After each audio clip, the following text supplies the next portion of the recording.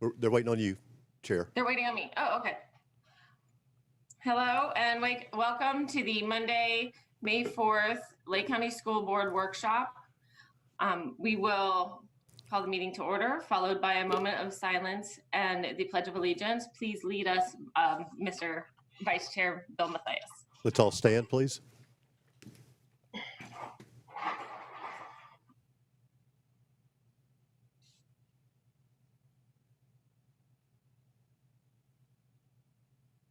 I pledge allegiance to the flag of the United States of America and to the republic for which it stands, one nation under God, indivisible, with liberty and justice for all.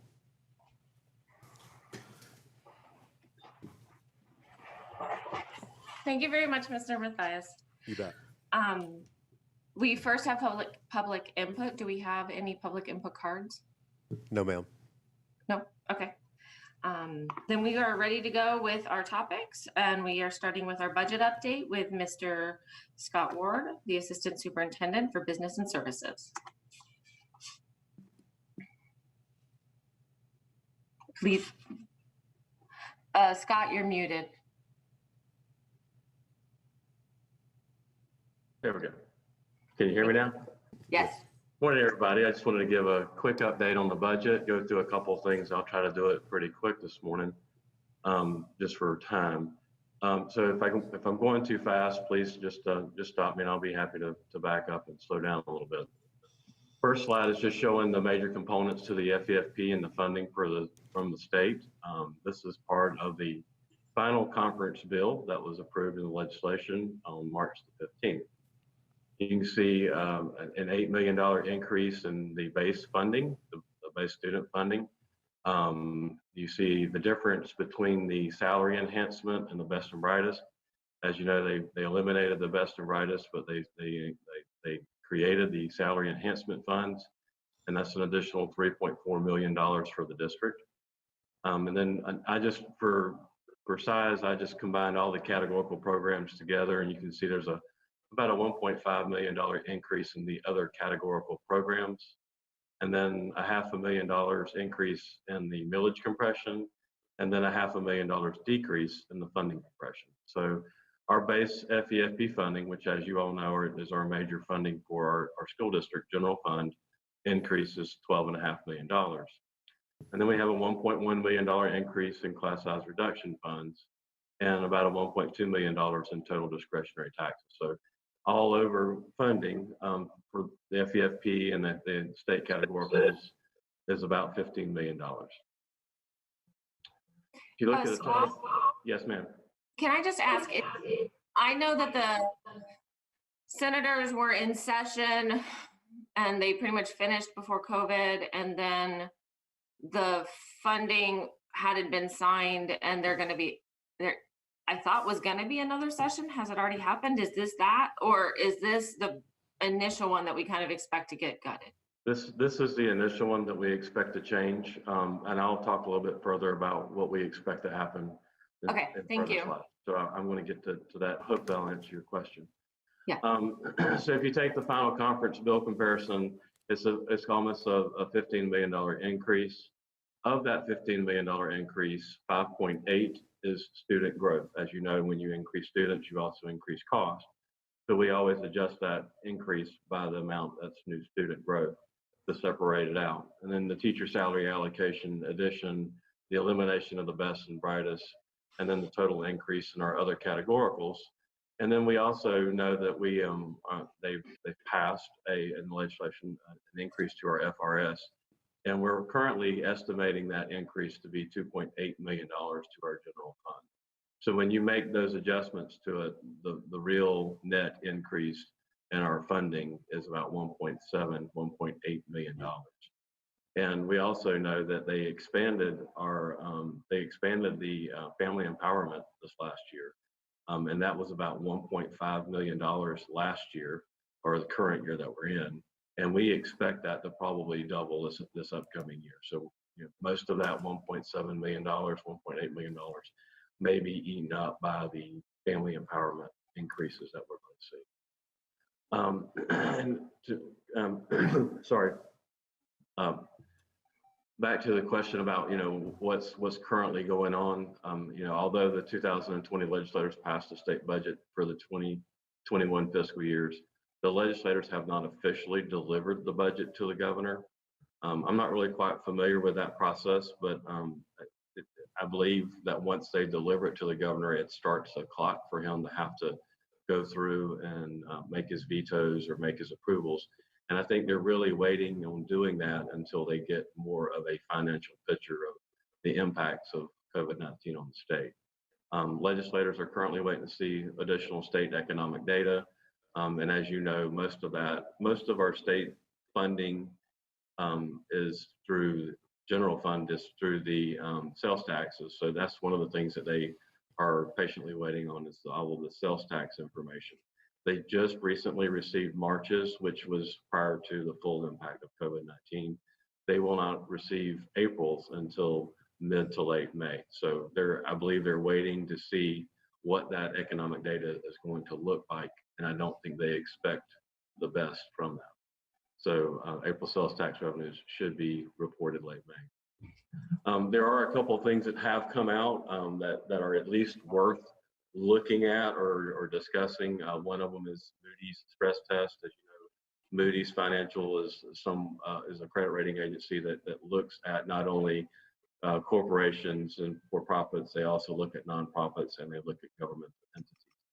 And on April 14th, Moody's credit rating agency published a financial stress test for each state, and Florida was one of the lower states that did not fare well.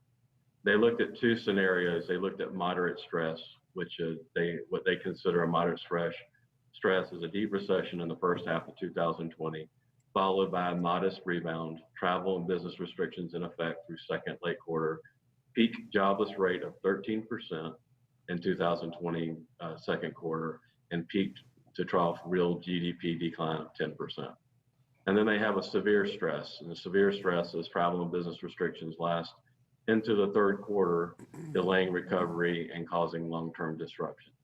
Peak jobless rates of 17% and peak to trough real GDP decline of 14%.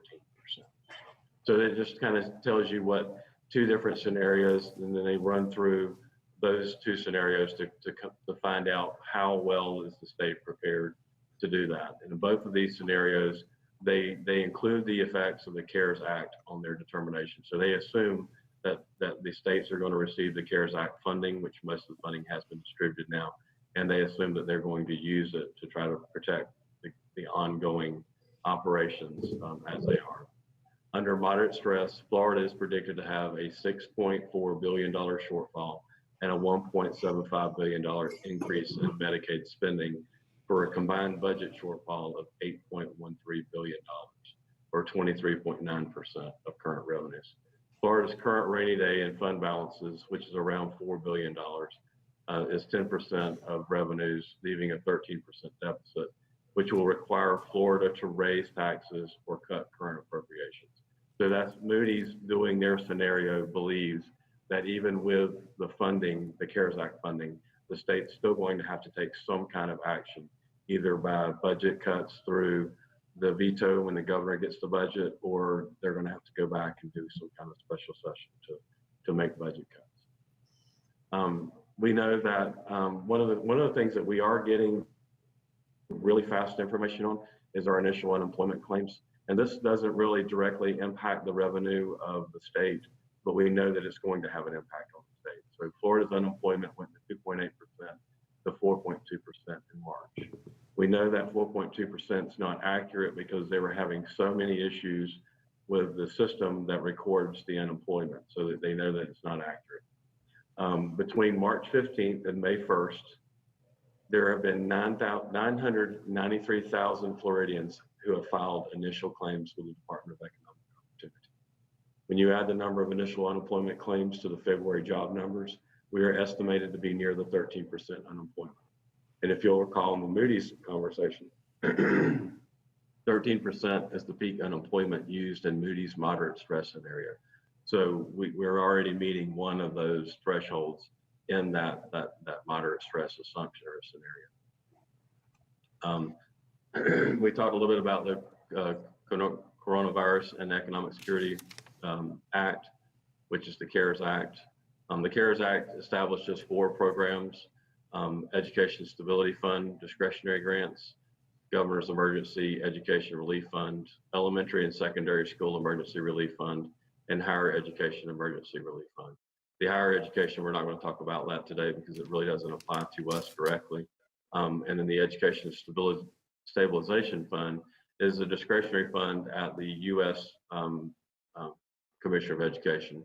And she has that discretion, and so she'll determine which states get that funding, and it's supposed to go to the states that have been impacted the most by the coronavirus. But we'll talk a little bit about the Governor's Emergency Education Relief Fund and the Elementary and Secondary School Relief Fund. They've already allocated the funding to the state of Florida. It's $173 million. It is at the discretion of the governor, and the governor will use that money in order to provide emergency support to local education agencies that they deem to be the most significantly impacted. And then they also will do the same for the higher education and other education related entities. So this money can be used not only on K-12, it could be used on the colleges, the universities. It also can be used for pre-K-2. The Elementary and Secondary School Fund, which we think this is going to be the biggest allocation for us in the current CARES Act. It's allocated to the state in the same proportion of Title I. It's estimated that Florida will receive about 707, well, actually, it's reported now, $770 million Florida's going to receive. 90% of that has to flow through to the local school districts, and we'll receive an estimated $10.1 million. The CARES Act lays out a lot of alternatives for how you can use this money. It may be used for any activity authorized by the ESEA Act of 1965, included IDEA, Adult Education, Family Literacy, Perkins Act, or Subtitle B of the Title 12 of the McKinney-Vento Act. It can be used for mental health services and support, summer learning, supplemental after-school programs.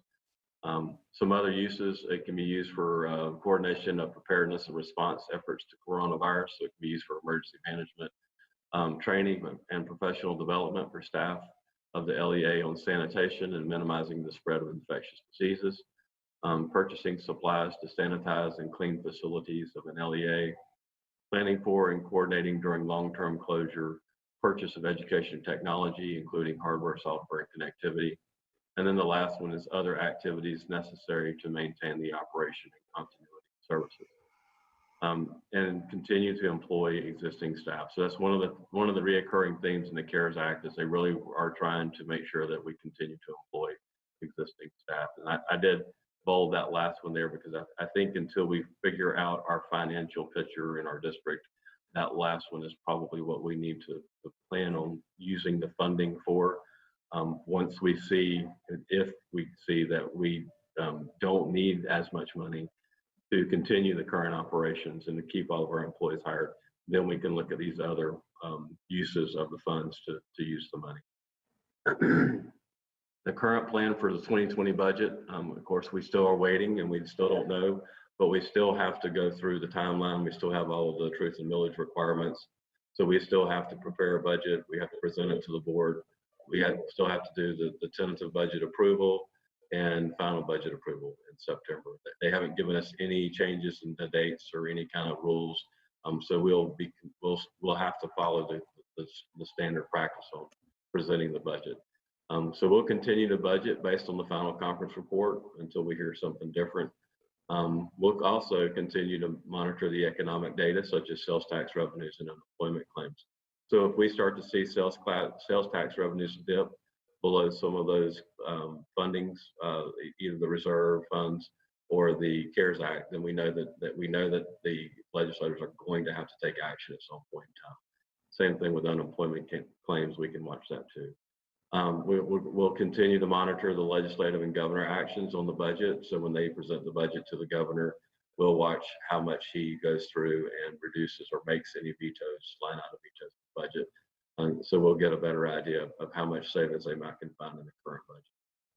And then again, we'll make maintaining the operation and continuity of services and continuing to employ existing staffs of priority for CARES or any other stimulus funded received. So we'll make sure that we keep our operations going with any kind of stimulus. And then we'll also develop some what if scenarios for budget reductions internally. So we'll already be having conversations with the administrative staff about, what happens if we see a 5%, 10%, 15% reduction. What those scenarios, what would we need to do to meet that demand? So I just wanted to kind of give you guys a real quick update on the budget. If there's any questions, I'll be happy to answer those now. Well, I have a thought. I just wanted to ask if are our lobbyists up in, I can't see the group in the office, but I was wondering if our lobbyists are active yet. Like, I don't know how their business situation is, but if they are, can we, like, my thought was, oh my gosh, everything's going to get gutted. It looks scary, and everything you presented is emergency aid. It's nothing that can go on for the next year. I was wondering, since Florida is considered to be a national leader, can we use our lobbyists and say, let's actually, I don't know if it would work, who knows, but can we say, lobbyists, we already were talking about a time of increasing educational funding. Can we use our lobbyists to try and get some legs behind actually giving real increases of raises to people from either the state money, which obviously isn't there, or federal money, which comes magically, right? So, like, maybe we could say, hey, it's a priority. Our teachers are valuable. Our people are, our actual parents are exhausted from trying to teach their own kids. We love our teachers, and we think that to build this society that we want, because this is such a time of change in Florida, can we be the example for the nation? That would be my pitch that I would think that, and can we use our lobbyists to pitch it for us? And what do you guys think? Well, I think currently right now, without knowing how bad the financial depth is going to be, I think right now everybody's just more in a preservation mode. Let's try to keep everybody employed. Let's try to keep our operations going. Let's try to continue to deliver education to our students as best as possible. I think if the budgetary information comes out and it's not as bad as expected, then I think those conversations may start. I'm not sure. I'm not as much on the lobbying side as I am on reading the budget side. Right. My thought was it's just that, well, I've listened to other states' governors, and it depends on the state. And some states are very inspirational right now. Like, we're building a new society. We're building a new after COVID world. So let's build it better. And I like that philosophy. And so my thought was just to have the lobbyists work on the concept. Like, hey, this is a time where we already have people who are employed that aren't paid enough. And if we paid them more, then that could help our society right now, because we would have well-paid people who can function to buy groceries and buy, homes and be more stable. Like, we are our biggest employer. So not so much, my idea was just to get the lobbyists working on it, because I don't know what they're doing either. So, Diane, did you have any thoughts? I'll just mention that our lobbyists have been very active. I know I talk to him probably 3 or 4 times a week, and I know Mr. Ward has talked to him as often as I have, and I know they've been corresponding via email and on the phone a good bit as well. Right now, as Mr. Ward says, there's a lot that remains to be unseen as we work towards a budget. But remember, the governor is still talking about this teacher raise package, and we don't know if that's one of the things that will have to be delayed or not at this time. So, as he said, it's kind of a wait and see right now. But just in regards to our lobbyists, anything that we are asking him to stay up on, they're very active for us right now. Oh, okay, that's great. Yeah, I haven't heard from them, so that's good to hear. Thank you, Diane. And thank you, Scott. You're welcome. Ask, you guys talked about a what if scenario on the budget. Is there a time frame for us to see that planning, or that I know we're kind of in a wait and hold. I just heard, Mrs. Cornegie say that, but I'm just curious, what's your timeline for that? Well, we haven't really nailed down any kind of timeline or anything like that. We've had some conversations, there's, what you have to start looking at, obviously, you have to start looking at different things that you can reduce. And then, you try to make the impact as little as possible on employees and in services. But at the end of the day, we still have to deliver the services to the students. So, but what we didn't want to do is we didn't want to start, an idea of panic, that we're in a panic mode or something like that. And we didn't want our employees to feel insecure about their positions and stuff like that. So what we were really trying to do is just have some internal conversations about some what ifs. If we saw, a 5%, a 10%, would we be able to handle that through budgets and cuts that are just the supplies and materials? Would that actually mean laying some people off? Where would that come from? What would it be in schools? Would it be in departments? Everything else. So those conversations are going to be taking place soon. Very smart. Okay. I think we're ready. Any other questions? Any other? Yeah. Okay. Thank y'all very much. I appreciate it. Thank you, Scott. Then we'll move on to 3.02, review of board policies. I believe Dr. Weisskopf is in charge of this, or is Diane? Well, Diane is in charge of everything, but I'll take this part. How about that? Good morning. Good morning. Dr. Burns, board members, and Superintendent Cornegie. Obviously there's a lot of people on this call. We've been working hard on the policies, the 2000s, in coordination with Neola and everybody in the district. And so we wanted to have an opportunity to sort of go through this section and see if, kind of let you see what we've done as a draft, and then see if there's any changes you'd like to make or anything that we need to revise to meet your approval. So I know you got the policies a few weeks ago. If you wouldn't mind kind of going in order, it will help us with the task of going through the policies. And anybody who needs to speak, this section is mostly about students. This is kind of our large student section, which is why you see everybody kind of in teaching, learning, and leadership on the call to make sure that we can answer any questions. I don't exactly know how you want to start because I can't see you in order, but I don't know if there's a way to kind of organize this or if we've thought through methodically. Just kind of starting at the top of the index with 2105 and going down from there. If you'll say the policy and then give us a minute to get to it, and then we can kind of direct any kind of questions or comments you have. Okay. One suggestion might be, I know that we did have a few policies that were sent to us in advance, is maybe taking the list. I know Mr. Dodd has a list that he's provided us.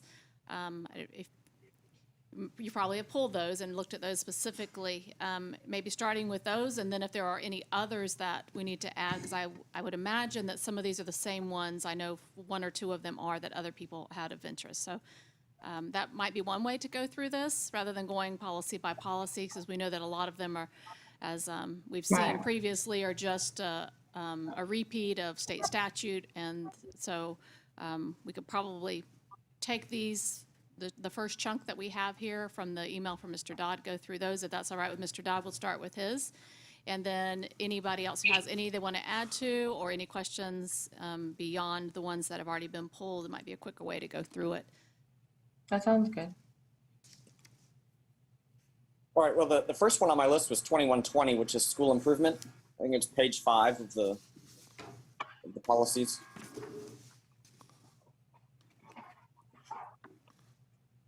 You ready? Did you find it? Thanks. I think Katie and both Ms. Pearson and Ms. Desjardins, Dr. Desjardins are on the call, so I think we can, go. All right, so I know that a lot of this language comes from statute, which is why it's written in our policy. And I guess my thought on policy as a school district is that we could, in places, exceed state statute. Obviously, we couldn't fall short of that. And so my question has to do with the school, approving the school improvement plans that I guess the statute here only has very specific schools that seem to get approved. There's criteria for those. But in reality, don't we do it for all schools every year? We do. I've got to find it. We do. We go ahead and bring you all of them to review, although we don't necessarily have to. Clearly, it states that we just have to clear some of them. But we do. I don't know if Katie, if you want to add to that at all. Yeah, so the state statute just requires now, with the change in the DA system, that D and F schools must go to the school board for review, and any schools that fall into the turnaround option plan criteria, that is also board approved. Any schools that are not in that status can be approved by the superintendent. That way we wouldn't have to carry all. You could still have them for review. We could still make that part of our operating procedure. But as far as policy, the only thing required now is for the D and F schools. So I guess that's an interesting shift. I almost feel like that's worth talking about. So I guess my question is, do we want a school board policy that says we approve them all, or do we review them, or I guess what's our preference on practice going forward? I think that if the district were just to follow the policy, we'd see a couple school improvement plans. Ideally, we wouldn't see any, right? Because they would all be out of DA status. I don't know what's. I guess what's our goal? Is this? Do we want practice to match this policy, or do we want a practice to match a different policy?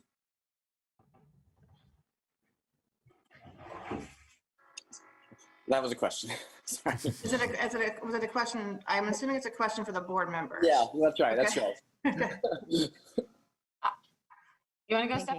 Yeah, well, I was just thinking about it. That's all. I know Mark was like, oh, that's like crickets, but Come on. it is one to think about. So when I think about a school improvement plan, I think about a school's efforts to develop professional development based on their early warning signs or any issues that they see in their state testing. And I don't know how far of a reach the school board has over those decisions that a school makes. But I also, when I was reading it, I was thinking, me personally, I don't think we even look at them enough, like deep enough, and then follow up with them. So I struggle with this one. I really do. So I 100% hear exactly what you're saying, and I understand the reason for it. But I also am concerned with giving too far overreach for a school board. Now, this school board, again, I'm trying to think consistently across. I'm looking at you here. My camera's here. I'm sorry, that's weird. Anyway, I don't know. That's what I'm trying to figure out. What is the boundary that we want to keep in place for the board versus what I personally feel as an educator? Yeah, I was really interested in hearing your opinion in particular on this one, because I know that we've had some very passionate dialogue over the years on school improvement plans, and sometimes we feel like they just don't go deep enough, or they're just not even worth the paper they're written on, and other plans that you're like, wow, this is incredible work. This is exactly what we want to see. And so, I don't know. So statute now gives the authority to the superintendent to approve the plan, and so we as a board would not see it, or would that be something that we could add to the expectation on the superintendent evaluation? I mean, if that's what we want to see, where it's brought forward and they are something that is considered more deeply, or that there's more oversight, we want to make sure they're following through with them versus just putting pen to paper because it's a requirement to be submitted. Where can we see the biggest effect on change? Because yes, you're right. They're annoying to me, if you just want to be honest. I see them, I'm like, okay, I don't even know what to do with this. So I don't know. Well, I think one sentiment I've had over the years is it's a very daunting task to try to review and approve 40-something plans in just a couple of weeks as a school board member, right? Because our line of sight is just not into the trenches of the operation as much as the I think schools Mark's are. cutting out. Oh, can you hear me better now? Maybe it's me. I can hear him. Okay. So I don't, maybe we just continue with the direction of the statute, that we approve the ones obviously that we're required to approve, and maybe the others are brought forth for review, and that still gives us the opportunity to weigh in, right? Provide feedback that maybe we don't have to approve them all. Yeah, you're right. It is a daunting task. And I do tend to focus on like the schools that are in my region, and then the ones that we know that are in this DNF status. Those are the ones I'll look at first, so that if I don't have time, that I'm not, you know. So I think that's realistic in regards to us Mrs. Luke, supervising them. Mrs. Luke, Yes. can you try and adjust your mic because you are really staticky? Pull it. The technical folks here are saying take it away from your mouth some. I actually did pull it like off of my head. Is that better? Well, say No? something. Yes? Did I keep talking? I can keep talking about school improvement plans if you want me to. A little bit And further away. if I may, the district will still go through a district review procedure for all of those plans prior to them going to the superintendent for review and approval. If the board so chooses, if there's a concern or a school that you would like to see, it doesn't prohibit you from seeing any school improvement plan. So if we I- were to say, is that better, Mr. Matthias? Can you guys hear? Are they saying that's better? It's the wind. I'm being told it's the wind noise when you have a word that has a P or an S in it. Don't So use avoid any- those Any two. words with those letters in them. Oh, if you will move the microphone now below your mouth, they are saying that did. will improve. Okay. It's like sitting on the side of my face and not my ear. Okay. Do the Okay, Peter that's Piper actually really numbers. good. Actually, that's good. Peter Piper picked a pepper. Is that better? Yeah, that's much better. Sally sells seashells by the Just the seashore. volume. Okay. Now we just can't hear you. Turn your volume up though. Seriously. Okay. Katie, you just said that we could request if it wasn't one of these schools on the list, and we would always we would have access to any school that we wanted to. It's just that it's not in the policy. I think that's where Absolutely. It wouldn't prohibit you from still reviewing and taking a look. It just is saying that the board does not have to approve all of those before we submit them to the state, but it gives the extra oversight for any school that isn't a school improvement or turnaround procedure, that you would have additional oversight to be able to pull those schools in, have more conversation, and approve that plan before it goes forward. But you still have access to every plan and every plan to review prior to the superintendent also taking it forward. Could we just make that practice automatic instead of us having to specifically request? You know, that we just get them all every year for review, and then maybe we'll just continue with the policy in line with the statute here that we actually approve the ones that we're required to approve, and the rest were there for us to look at if we wanted to. Absolutely, we can make that a practice. I guess you're not asking to change the policy. It would just be our practice that we bring those. Absolutely, it's already practice. We need to make that happen. The day that we all review those, review. In fact, it's one of the most that I've been in a district. So it give feedback. It's not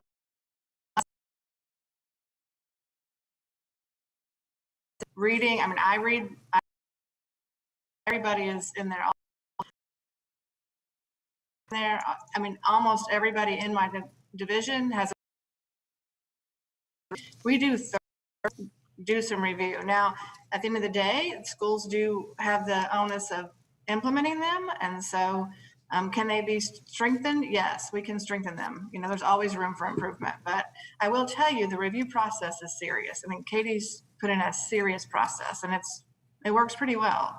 Well, I think Go it ahead. does show. You know, I think having had the benefit of, I guess, like 6 years of these, I've read 240 school improvement plans now in our district, and I feel like they are much more concrete than they ever used to be, with, you know, very specific courses of action that I see will you know, align with our instructional framework and with the priorities of the district and figuring out how to advance student achievement, which I think is fantastic. So I have seen an improvement over the years. You know, I just also know that a policy should stand the test of time, and that long after you all are gone, a board's going to have to be faced with what do they do with school improvement plans. And I guess I just don't want to see an administration that says, we'll only give you this one because that school's in DA status. The other 40, you don't need to bother with those. You know, so this is that's kind of where I'm thinking. What if we put something in and I got cut out, so if I missed something, I'm sorry. But what if we put into policy something like 5 randomly sampled, and we could literally flip a coin or pull a number right at a board meeting and just randomly sample 5 and have them have maybe the principals have one workshop where the principals present their 5 ones that year. And if they're random, like, then the next year they'd be, well, we could like remove those 5. You know what I mean? I'd like to add that beyond the DNFs, any school that falls below the 41% also would be in the approval process. Last year, we had several that did not, but we brought them forward anyway. Okay. So there's How more many? schools and I think it was 10 to 12 that did not. I mean, it could be below that, but it was several that did not fall below, that were not required. But because we were under the old policy, we brought them all forward. So, I mean, we all know that not everything, and education 100% matters, but part of the lowest schools is zip code. And so I personally think it'd be nice to get like a random sample, because we would get like Sawgrass Bay and, a Lost Lake would be a good like example, or Lake Mineola would be a fun one to look at. And then we could compare it to the ones we are seeing in DA to see if we really do see educational differences. Do you know what I mean?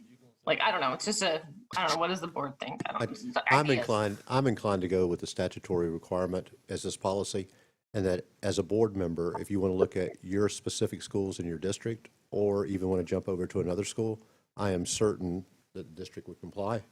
If they didn't, then while this is a document moving forward, we could certainly add to it. But keep in mind, Neola as a practice is updating documents with statute, and as we make changes, that they don't completely look at that area. So I say we stay with the statute and let's see if there's an issue. And it sounds like to me board members have access to their schools if they want them. Yeah, I absolutely agree. I think if we just focus on the statutory required ones for approval, then I don't feel obligated to read a whole bunch quickly because I have to vote on them. Right. So then I can focus on the ones that are meaningful, the ones that might be in my district, the ones that I want to kind of compare against other schools and look at best practices, versus having to try to read 40 of these things and not do it very well. Right. Okay. I agree. I don't disagree with that. And Emily, I was going to say, I don't necessarily even think at the district level. I mean, the review I know is serious. I've seen that. I think my concern is, like you said, the onus that comes afterwards at the school and who's involved in writing that and who even knows about it. So I know oftentimes it's my experience. You've got the people on the ground that are doing the work that aren't even aware of the school improvement plan goals. And so the connection there is, I think, what's important that we sometimes see as a disconnect. Yeah. I'm not sure policy can mandate that, but I agree the practice, we can definitely, I agree there's room to grow. I would completely concur with that. Yeah. Next. So I have another question on the same policy, and that involves the early warning signs. Once again, I know this is language that comes from statute about having to have the early warning system in place for K through 8. But don't we as a district also take it through 12th grade? If we feel like it's important to monitor the early warning system in 9th through 12th, why would that not be part of our policy? Yes, again, that was the statutory language that is only required by state statute to go to 8th grade. We do have early warning signs and use that system for all of our 9 through 12, especially for grad rate. It's just not part of the statutory language that you have to do it. So would this be a logical place for us to have a policy that exceeds state statute that says we're going to monitor the early warning system all the way through 12th grade? Yes, we can add till 12th grade. We are just utilizing the. I don't know why the legislature doesn't think 9th through 12th grade is important, but personally, I think it doesn't drop off there. So I mean, if this is a system that you all as a district feel is helpful to you in monitoring, well, I guess I'm wondering why the school board policy would not support that aside from statute. So I guess this is a question for board members if you all want to exceed the state statute, or if there are any implications from the district staff side of us doing that, unintended consequences I'm not thinking about. That's what I was going to ask. Is there any reason that you would see we shouldn't do it? Our caution, I think, as we were revising and looking at the Neola criteria was that when we change language, I think it voids some of the protection that they provide to us. I don't know if I'm verbalizing that as they explain to us, I think we can definitely add it since it's something that we can do, but they did caution us from changing too much language that comes from statute. However, it doesn't, the protection, we can add to it, we just have to manage it ourselves after that, if there's a change to statute, correct? Yes. Yes. So I agree with Mr. Dodd that we Yeah. should go 9 through 12, exceed the state requirement, and then we'll just have to watch that if for some reason they said, So we could just take where it says kindergarten through 8, just change that through 12, and that would cover it all. and call it a day. I agree with you, Take Mr. the 8 Dodd. out and put the 12 in. I agree. All right. Next, Thank you. next. Hold on. So my next one was 2215 on page 12. I don't know if anybody's got one earlier, before 2215. It's only 4 down. I need to focus. Yep, go ahead. Oh, was it me? All right, hang on, I'm getting there myself. Okay, and my question. Okay, so this was kind of a question. I didn't really understand what we do as a board in fulfilling this policy, but basically it said something about the school board determines the specific offerings, and schools may recommend courses and programs. But I guess I'm not really quite sure of our role in that. I thought it was kind of coming the other way. I thought the schools were kind of deciding on their specific offerings, and we pretty much stayed out of it. So, but this seems to suggest that the school board decides the courses, and that the schools come to us and say, hey, I want to add a cybersecurity class. Do I have your approval to do that? So I'm confused about the workings of this policy against the practice of the district. So can you point to, so the statement that I'm looking at, Mark, that might, that directs that is like in the middle school section where it's, or even the high school, elementary, an approval process shall be established by which schools may recommend courses or programs to meet the unique needs of students. Is that correct? Is that kind of what you're leaning towards? Yes, and the line just prior to that one too, the district-wide program and studies and services adopted by the school board shall determine the specific offerings. So I guess, so maybe maybe I'm reading too specifically into this. I guess I'm confused. What is this district-wide program of studies and services that we are adopting? Is that the paragraph? Is that the beginning of this policy? But it does address the superintendent. So in a program of section shall be developed and implemented by the superintendent. So we're not approving in programs. Well, it says that we what she adopt. approves, which we're approving allocations anyway, which would, I mean, we kind of are when we approve an allocation that funds the teacher to teach the course that she's recommending, right? So are we saying the allocations formula that we adopt is our district-wide program of studies and services? No, I'm not quite saying that. I'm just No, giving. he's saying that if superintendent adopts a plan of services, that plan doesn't operate unless you fund it through the appropriations for That's what I'm the saying. allocations. That's your control over that plan by not allocating funds to operate the plan if you don't like it.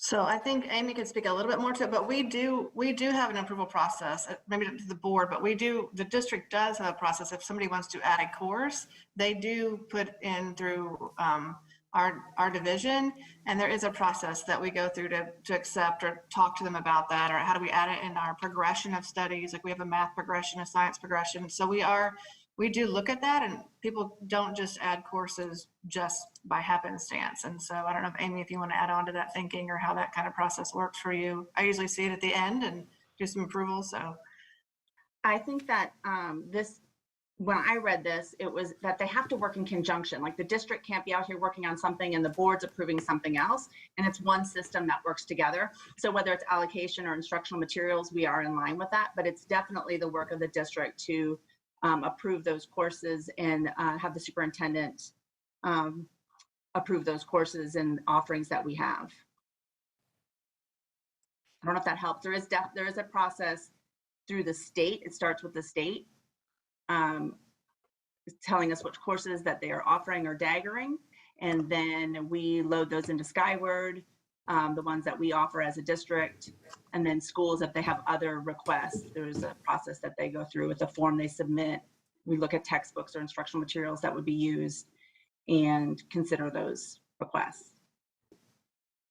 All right, so I guess the way I'm reading it now is that for the district-wide program of studies and services adopted by the school board, I guess that line about adopted by the school board, that would be the allocations, the textbooks, the that kind of stuff, which then obviously we would adopt that, and then you would implement it, right? That's how I'd interpret it, yes. I get it. So for our adoption of the programs and to determine the specific offerings, the school board isn't really determining the specific offerings of courses, Correct, right? correct. From what I see, You we're all- just approving what the superintendent and the staff is bringing to us, whether we agree with it or not. That's the way I see it. No, I see it as this policy says that the school board has to adopt studies and services in a district-wide program. It's an affirmative action that you're going to have to adopt a program. That's what this policy says. Right. So my question is, what are we? I guess what specific vote is that? When does that happen, and what is that fulfills that? If that's the way we're reading this, then we might need to consider changing that language, because the statute that's attached to this are the duties of the superintendent. So I do see it from when you look at 1001.51, that it's her duty to provide the courses of study. And that's So I what don't it know if we want to says. adjust that. And that's what it says right above that. It says a program of instruction shall be developed and implemented by the superintendent. Then it says the district-wide program shall be adopted by the school board. So I don't know if that's an intentional difference or somebody just didn't put the statute in correctly. I don't know. I think it needs to be looked at to make sure it's clear what we're doing one way or the other, because that appears to be inconsistent right at the moment. So I guess when we think about the clarity of it, what would you like it to say? What I don't want to do is go back and revise it in a way that you don't want it to, what you don't want it to say. So what would you like it What I to heard, be? what I heard Steve say, who is socially distanced from me, is we just need to go back and look at the statute and make sure that it wasn't something put in there Yeah, that isn't in the statute. Right, Steve? Yeah. Right. That's all. So, Yeah, I just want to know what vote it is I'm casting that fulfills that obligation, and that's what I'm unsure of, and what is it I'm supposed to be voting on for that? Well, it wouldn't be terribly surprising if the statute wasn't crystal clear either. So I think in line of what your Dr. Weisskopf was saying, what would it be your preference to review and approve it, or you want to let the superintendent do that and you deal with it as part of your allocation process? the superintendent should approve. It We have no very well business could just meddling. be from the student progression plan that we every year say that we are adopting a program of instruction that includes ELA and math and science and social studies and various electives, and that could be it. That could be potentially what has fulfilled it. I'm just not sure what was intended to be that vote that fulfills that obligation I have as a board member to adopt a specific offering, or to what level. I mean, am I supposed to go in every year and look at every course at every school and say, we're offering 4 sections of this here and 3? No, that seems way too specific, right? There's no way I could feasibly do that with any sorts of credibility. So I guess I'm just trying to figure out what we're supposed to be adopting, what the statute says for us to adopt. So if this, just to reiterate, go ahead. Oh, I was saying we definitely adopt a curriculum, and we adopt the books, and we adopt computer programs that are educational programs. So I suspect it's kind of a mixed up thing, but I definitely think we should look at statute. So if the statute says that just the superintendent develops and implements, are you okay with the school board language being taken out, or do you want some kind of language that approves something? That's kind of what I'm asking. No, if it's not a statutory obligation, then I don't think I need to put it in here. I agree Okay, with so we'll Mr. check Dahl. that. I agree. Next. So my other question, this is just kind of a point of reference and not like an answer that we need right or that I need right now. But looking at one of the reference statutes here, 1003.42, there's a whole list of required topics that schools are required to teach, schools are mandated to teach, you know, the Holocaust, Declaration of Independence, kindness to animals, principles of agriculture, you know, a whole list of weird things that, or not weird, random topics that are not necessarily expected. So I guess my question from district side is I was just interested in like a little summary of where each of those things occur. You know, I know that just from my experience in teaching kindergarten and second grade, that I know some of those topics get covered then, but I wonder what other years are they covered in, or what is covered for everybody? Where did we fulfill the statutory obligation to teach kindness to animals? Where did we fulfill the statutory obligation, you know, to cover the Holocaust or Declaration of Independence typically occurs during Freedom Week, you know, that kind of thing. Just there's a lot covered in that list, and I just don't know what courses they all get covered in, or what grade levels. So that's just kind of a reference I'd like to look at some point. I don't think you want that as part of a No. No. He just wants to see it. That's all. Yeah. I just want to know where all that gets covered. All right. I can absolutely send you those documents. Kindness to animals is in first grade.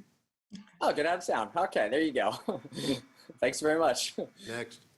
Okay. Next one I've got on my list is, well, I guess it's kind of related to 2120, was 2220, the adoption of courses of study. For me, that's page 14.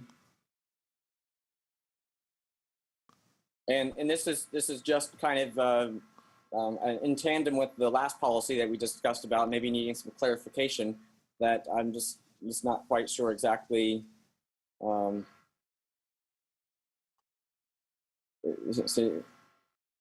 Once again references the board shall periodically adopt courses of study. So this circles back to my question: are we supposed to be approving individual courses? You know, like if a school says, "Hey, I'm going to offer pre-AP English 1 instead of English 1 honors," is that something that this policy says the board should have approved? That's my question.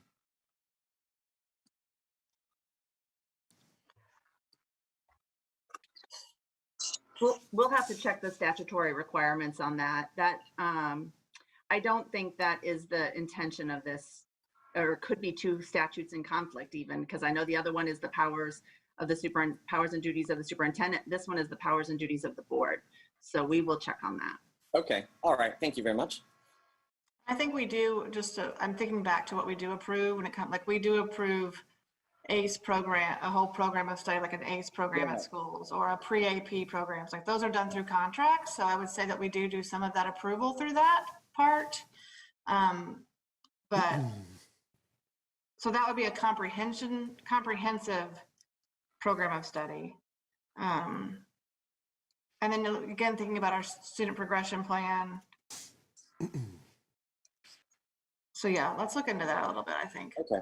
All right. Thanks. Yeah, I mean, I certainly don't want to read this so specifically that, like, if a school wants to offer intro to culinary before culinary 1, that it's got to go before the board to say, yes, you can have your intro to culinary, right? That's obviously not the goal here.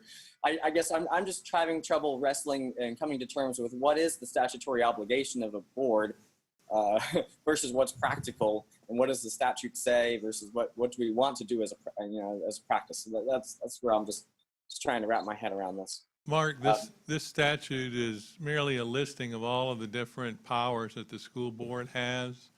There, as Ms. Cockcroft said, there's also one of those for the superintendent. If I would guess that we went through all of the other powers and we had this one left over, so we copied the statute on, made another policy out of it, would be my best guess, because otherwise it's just a general statement about what the board has the authority to do.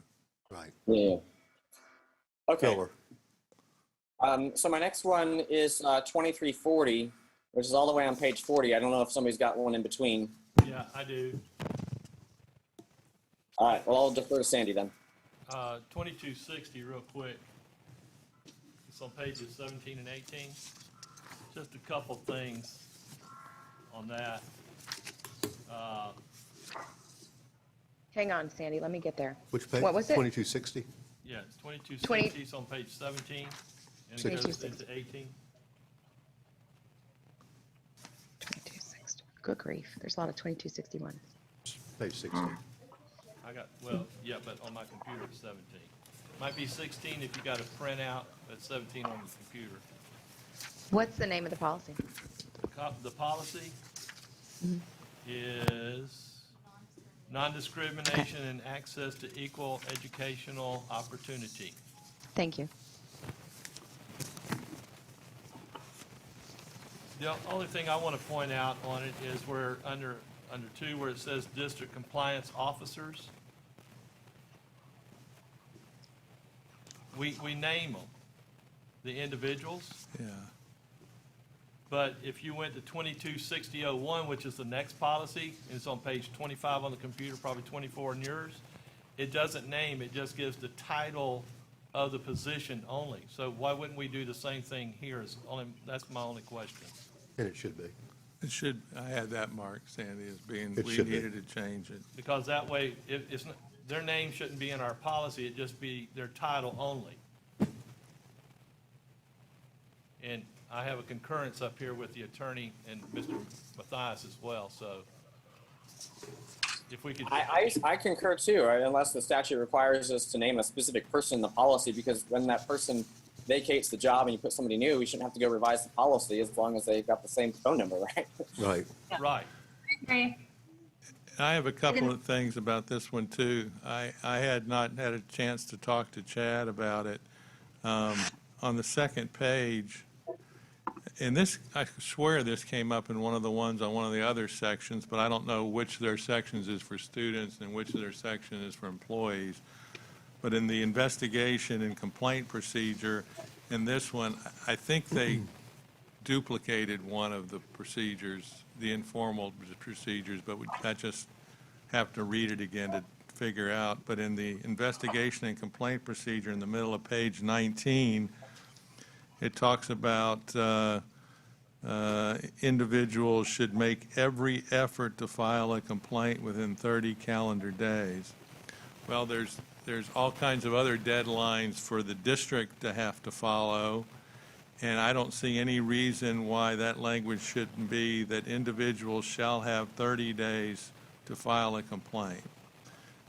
That eliminates stale complaints, people who are waiting for something else to file a complaint at the last second, and it gives the district some cutoff as after this date, there won't be any more complaints about this particular issue. We've resolved it and it's done. It gives some finalization, and it's what we've had in the past, I believe.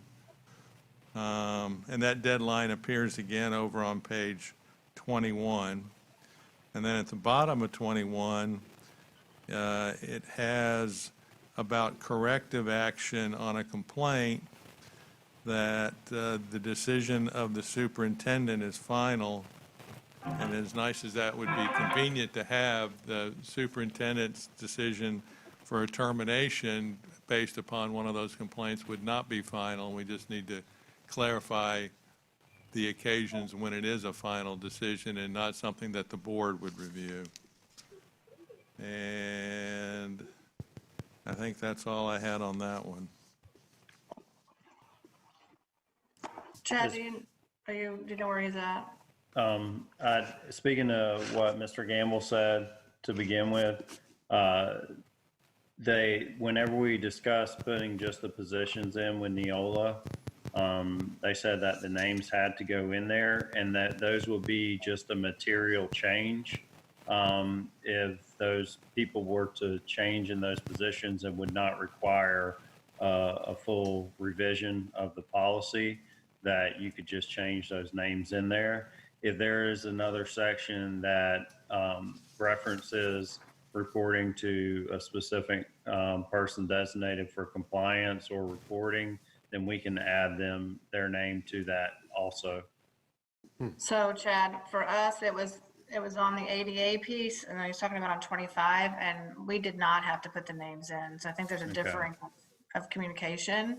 So and ours is not, it's not adult filing. It's I guess it is. Actually, it is. So but it's the director. We just stated the position. It would be Chris Landry and Melissa Lyford, but this just states their position. I think I we don't know. can, yeah, it sounds like we might have gotten some conflicting advice during the review with Neola. So we can, I know that it is definitely recommended to where it sounds like in yours, perhaps it wouldn't hurt anything if they were listed in there. If we, No. same as usual, we would just, it'd be a non-material change if we ever needed to. Well, Chad, it does say in the part that she's talking about on page 25, that right under their titles, the names, title, and contact information of this or these individuals will be published annually in the staff handbooks and in the school district annual report to the public and be on the website. So, I mean, the names of the individuals would be there. It's just on the policy itself, it's not there. So that's why I'm saying, why couldn't it be that way also on the other? I do not have an answer to that. All I know is that Neola told me that it was required to have those names in those sections that were under the personnel sections.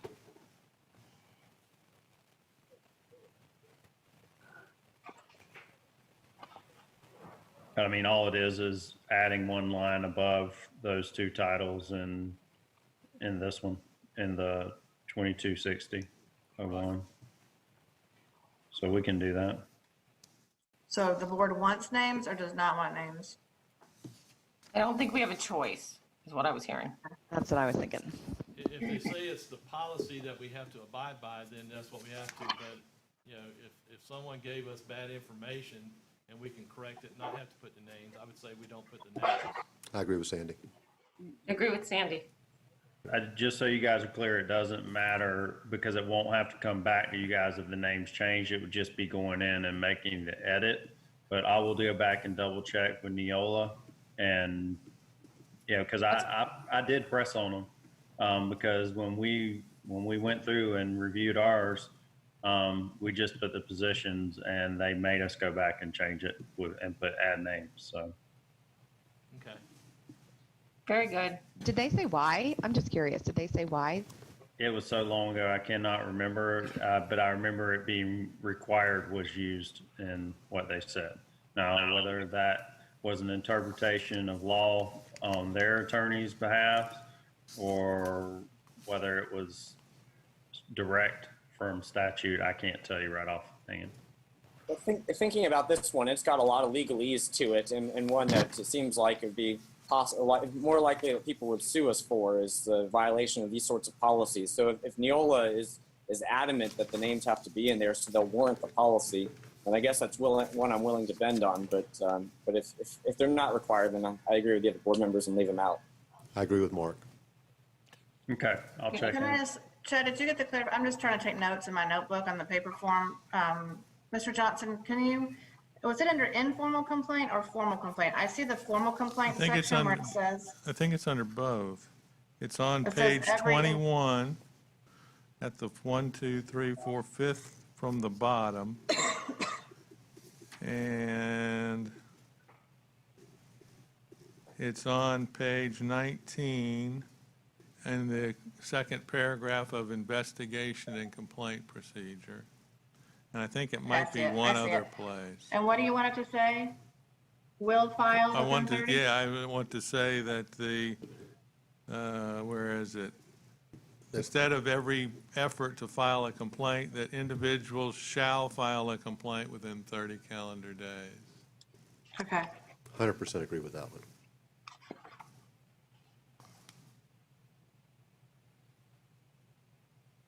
And I thought we got this one changed, Chad, on one of that this policy came up in one of the other sections, and I thought we asked for that change. It's a good possibility that it missed the student section, but we got it taken care of in personnel, so we'll make sure. Okay.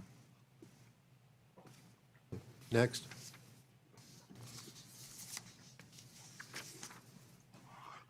Anybody have any others before page 40? Yeah, I have one on page 34. Let me get there myself.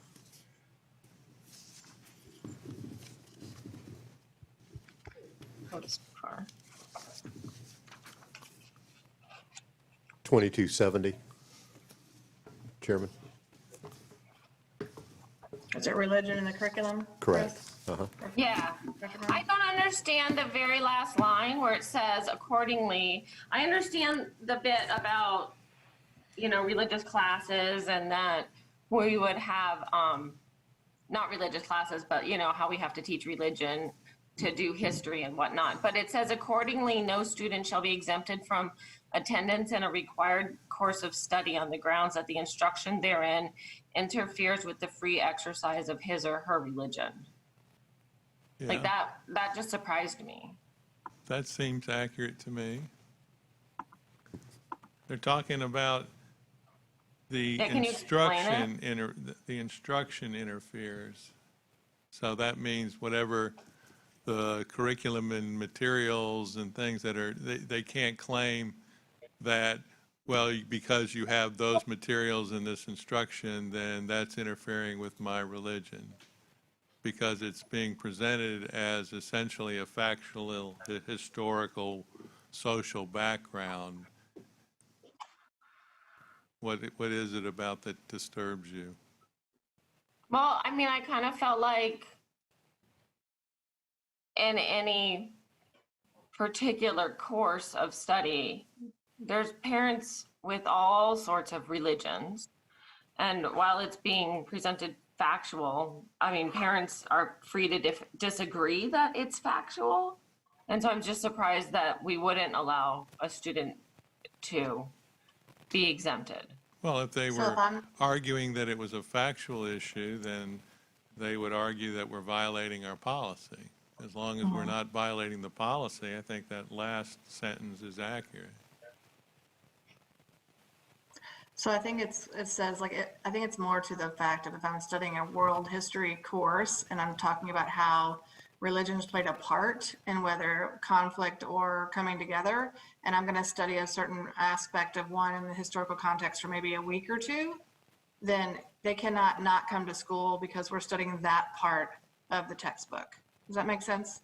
It makes sense, but like I've talked with parents, for example, who have talked about, or even like we've heard at board meetings, people talking about projects of where they were learning about Islam and they had to do a prayer cloth. And to some parents that would, and this wasn't in our school specifically, to some parents that's very appropriate and learning about the education of a culture, and to other parents that's learning a ritual prayer of the culture.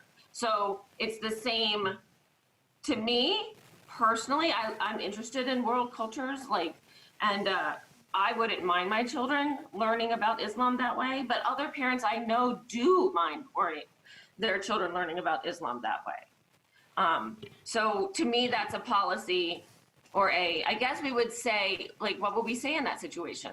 Well, for me, and I don't know that in any class on history, world history, that every faith has some part of that. But I don't know of any curriculum that requires a student to say a prayer specific to a religion. It was something about these prayer, I don't know if they're shawls or rugs or something. I think she's referring to some incidents that occurred outside of our district. This wasn't district at all. It's the only example I could think of. Right. I Okay. saw similar stories, but I think our district also has a document about teaching these units, these religious units in school. Don't we already have a supporting document that kind of outlines the kind of do's and don'ts about following the blueprint, and we've got blueprints out there for our history teachers to follow. And I think maybe with that supporting document, maybe this covers the idea that we're not going to be requiring students to learn Islamic prayers, because clearly that seems to overstep the bounds of freedom of religion there. But to Dr. Weiskopf's point about learning about the impact of Islam on the history of a specific region, well, that's actually one of the Florida standards we've got to cover. Right. Right. And I think we should. I just didn't know if this infringed, but I guess it's not an infringement, that's I think if teachers are following the document that we've also got out there about the teaching religion, it's been a number of years since I've read that document, but I remember referring to it to resolve some issues that had come forth by some parents before, saying, well, look, here's the guidance we give our teachers. And they're like, oh, okay, well, that makes sense. So as long as we've still got that document in place, and I don't know if I don't remember how I accessed it before, if it was linked from the blueprints so that the history teachers were able to reference, but it seemed to be pretty comprehensive about ensuring that we were protecting people's religious freedoms while still teaching the standards that we're required to teach. Okay. And Do we actually, have the that paragraph, document, Diane? Or actually, does the it- paragraph above that, what you're talking about, specifies and brings out about that we're giving instruction, but we're not making the student adhere to that particular religion, but that they have the opportunity to choose what they want to do. Okay. I think I know what you're talking about, Mark. Like, I think I may have seen it once or something. And you're right. And it should be in educational ethics too. Like teachers do know from their ethics courses how to teach that too. So that's a really good point. Okay. I also had a question on 40. So why don't you go, Mark? Field trips. We're on field trips now? Yes. Okay. I guess I'll give a moment for everybody to get there. But it's page 40, policy number 2340. So I referenced the statutory reference here, 1001.43, and basically just says that school boards may establish policies about the following, and one of those things is field trips. And so I wondered if this is a place where we might be able to eliminate some of our bureaucracy, where I know that there are so many things that we approve field trip related that is just kind of a routine approval that at the board meeting, such as the trips more than 100 miles or outside the district or things of the sort. I guess if we don't have a statutory obligation for that threshold, why not just give that authority to the superintendent to approve those and save the step of the board meeting? I agree. Me too. So- But I'm the field trip person, so. Can we get rid of that 100-mile? That was mine. Let's get rid of the 100-mile distance. Well, we got rid of the whole thing. What? We just got rid of the whole thing. Well, You want to delete the policy? Yes. Well, you ought to have is that there the any, superintendent. I can definitely get behind the 100 miles. I mean, is there any reason that we as a board don't trust the superintendent to approve overnight field trips? That seems like that's another one the superintendent I feel could probably do. So I guess I'm kind of arguing to eliminate the whole thing. I think you need to have a one-sentence policy that says the superintendent is authorized to approve field trips. All field right. trips. All field trips. I go for that. that take those off Voted. your hands. Make it so. Because sometimes things are brought to the attention at the last moment, and before it gets to the board, the field trip could have already happened. So let the superintendent have that authority. Boom. Next. Right. Emily, does that remove some work for you at all? Or No, is it- well, it just removes the work of placing on the board every time and like looking like that's my only responsibility. You know, sometimes that's a lot of them. So, I mean, no, it's fine. We've got it's a well-oiled machine. Cindy Monteith got that thing down pat and she checks every dot, She does. crosses every T. I mean, so I would assure you that we have a well process in place to make sure we have enough sponsors, the right sponsors, enough everything. So we have, but it's totally fine with me. And those are the details that we obviously don't even, we don't check as a board. So it's really just a formality for us to approve it. Right. Really the approval and all the logistics have already been sorted out by you all. So I just don't know why. And it's not like we're ever going to say, no, you can't go to Washington, D.C. on an 8th grade field trip. You know? Right. So you want a statement that just has one line that says the superintendent has the authority to approve field trips, right? Yeah. We'll Right. bring that back. Superintendent is authorized to approve all field trips within the Yep. not within the district. I would suggest Mr. Johnson write the language and just put it in. Yeah, I would I have to too. look, I have to look up what their definition of Yeah, yeah. field trip So is. let's let Mr. Johnson fill that one in. Next. All right. So my next one's on page 51, unless somebody's got one sooner. I have Yes. 49. page Okay. 49. Let me find my notes. So this is the sexual health policy, and it's sort of stuck in my craw. Wait, is it? Yes, it is. I wrote a note. Wait, Dr. Burns, wait. My page numbers are different than yours, so whenever you tell me what it was, but now I got to scroll and find it. So, and I'm like, wait, don't say anything yet. Let me find what the, I'm switching back and forth, which is how you, before y'all all saw my. Can you tell me what number it is? That will help me more than the page number. Let me get to 2417. 2417. 2417. 2416. Okay, thank you. Okay, so, wait, what? Now I want the page. Okay, so when I first came to the board, and I've talked with the superintendent about this before, and resolved it pretty much, but when I came to the board and went to my very first, now I can't see anybody, and went to my very first, there I am, FAD, so the Association of School Board Members. The first meeting, a woman from the Department of Health like hunted me down, and she's like, "You, Lake County, are one of the only counties that is teaching sex ed that is abstinence based, like it's a thing, abstinence based." Now, the superintendent has told me since then that we're not teaching abstinence based. So there is a difference between abstinence based education, and I was raised Catholic, so trust me, I understand abstinence-based education, and regular sort of non-religion and abstinence-based education. And we had the abstinence-based education like from back when we were children, like I learned it, and in school and at church, and so what it does is it says basically what that one line says, that says, these methods, they work, but you need to be abstinent.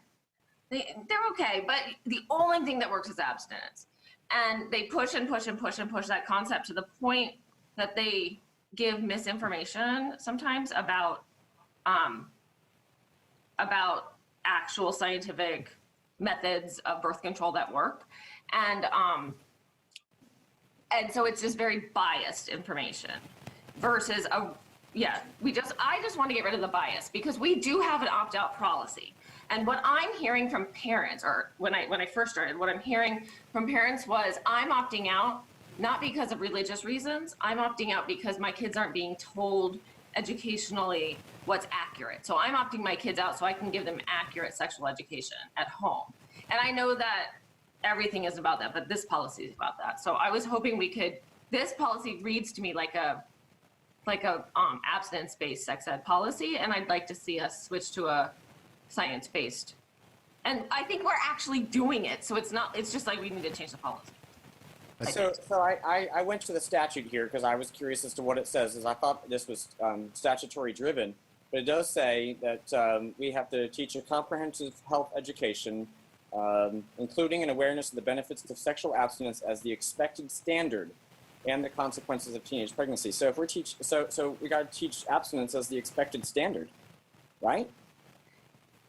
And statutory. And I find nothing wrong with teaching abstinence as the standard. I don't find anything wrong with teaching abstinence. I just find something wrong with biasing it towards abstinence, which is what I was taught, and it wasn't right. It wasn't good information. Well, That if you seems are, like a legislative change. it's not much of a lesson if you practice abstinence and teach your children, then you're not going to be worried about pregnancy, transmitted disease, HIV, all those things. I think it's an important component. And I happen to be Catholic also, but it's more than just faith-based. It should be something that we're teaching our kids, period. So what is our program? And Well, right now, we're just looking at policy, but if the policy, Mark, and you read the statute, I did not do that. you read the statute, I thought that there was so that's directly from the statute? I thought there was more of I didn't look up the statute last time. That was directly from the statutes, including an awareness of the benefits of sexual abstinence as the expected standard and the consequences of teenage pregnancy. And then there's more to it that's not abstinence. the nutrition, Yeah, I personal didn't have health, anything wrong with it. everything. But the reference of sexual abstinence says that that is the expected standard. Okay, And we can't now, change. so I agree with A as a true statement here. Abstinence is the only certain way to avoid pregnancy or sexually transmitted infections. But I do think that the last couple words are not accurate, including HIV or AIDS. We know that there are other ways that you can transmit HIV or AIDS that are not sexually transmitted in nature. While the risk may be small, but you could get it from a blood transfusion, or you could get it doing drugs and sharing needles. So that's not the only way to avoid HIV and AIDS. So I guess I'm inclined to put the semicolon at the end of sexually transmitted infections. Can we change it if it's statute? I mean, No, we the can't. HIV is not statute. I Oh, guess that's Neil editorializing, saying the only way you can get HIV and AIDS is through sexually transmitted infections, but that's not true. Well, can we get our statute to match statute, or can we get our policy to match statute then? You cut paste the line that say abstinence is the expected standard. I mean, if that's statute, That's the statute. at least we don't need to make it worse with more misinformation. But there's no dispute that that you can't get pregnant, right? So, Yeah, no, that's true. I'm not disputing that. So I feel like that. HIV I have no myth. problem with that thing. So we can take out the HIV and AIDS portion if you want. I mean, I'm not the scientist, but aren't there other ways to get HIV or AIDS that are not sexually transmitted? Yeah, you just name two of the major ways. I mean, anytime you're poked with a needle, you go on a course of antiretrovirals. That's right. Right, so you could still get HIV if you go in to give blood and they accidentally Not use the the wrong beats and needle. stepping on a needle. So people get it all sorts of. It's rare, but yeah. So you can't avoid HIV and AIDS if you remain abstinent, What should but we you do, can Mr. avoid Johnson? being pregnant. Sir, So, What should Yes, we do? that's true. I guess they wanted to comply with the statute, so I'll look and take Kind it of. out of statute. Mr. Johnson's going to look at the statute. Next. What'd you, Ellen? I'm sorry, what, Mr. Mathias? I think you said Mr. Johnson's going to look at the statute. He's going to look at the statute and see what Okay. needs to I happen would with the like that. language. I would appreciate that. Thank you. Right, okay. I have one before the next one we go to. Who was in charge of 2416? It's the student privacy and parental access to information. I'm gonna guess Dr. Landry, Okay. maybe? I Am I correct? I think there Dr. may Landry? be an error or two on that one in the FERPA requirements. So I'll talk to Dr. Landry about it and get it back. Okay, next. I think you're next, Mark. Is it me again? Okay, so it's on page 51, 2421 is the policy number. It's career and technical education. And this was, I'll give you a second to get to it. I see. It's kind of a question on how we're fulfilling some of the statutory requirements, just because I guess I'm not entirely sure what constitutes career and professional academies, but I think it references that we must offer at least two must offer career and professional academies at middle and high school levels. I guess when I think of an academy, I think of a full program, not necessarily an individual course. Whereas I know some of our middle schools have, obviously, really all of our middle schools have courses that can lead to industry certification of some sort through career and technical education. But do they offer a career and professional academy? That's where I'm confused. So Francis is on here as well. So in our middle schools, the CAPE Academy that we register every year, these have to be registered at our middle schools and our high schools every year with the state. The only academy that we register at the middle schools is our Business Education Academy, because it is a pathway with business keyboarding, computer applications, and then the digital information technology, which is the high school credit earning course that has industry certification attached to it. We have other exploratory classes in middle school we have culinary classes, we have the technology education, we have agriculture in some places, we have health science in some places, but those aren't considered CAPE academies because they don't have that progression. They don't have the high school credit earning course. While they do, most of those do have the opportunity for industry certs, they don't quite meet the definition of a CAPE academy.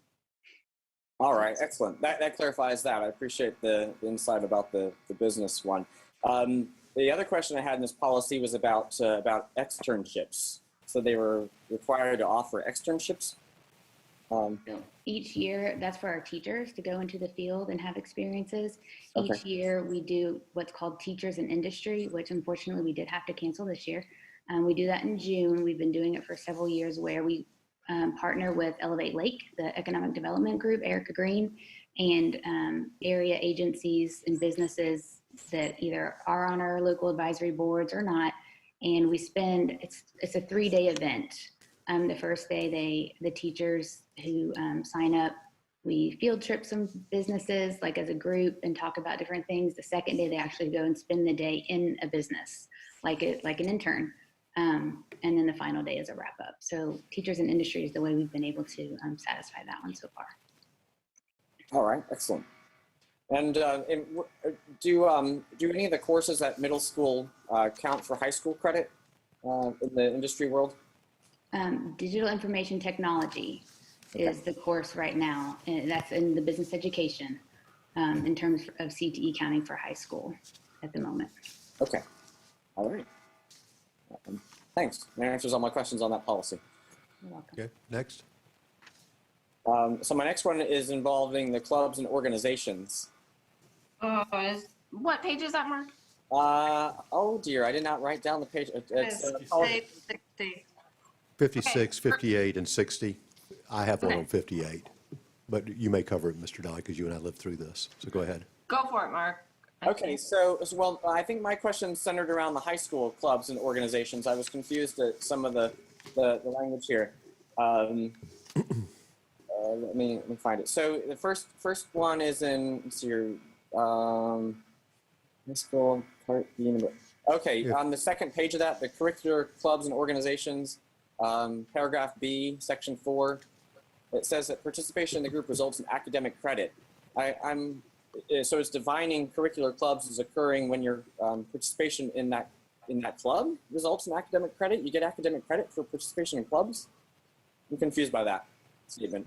That's what the law says. It may not be what we have any of those, but those are the 4 categories that the case law reflects are necessary to be able to be a curricular club.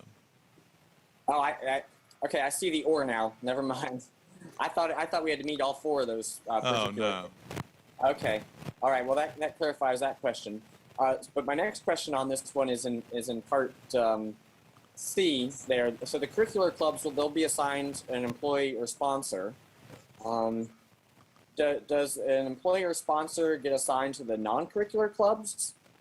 No. No. No. So, but we have the ability to attend those, from what I could tell from the policy. People connected with the school may attend, but they may not in any way participate. Right.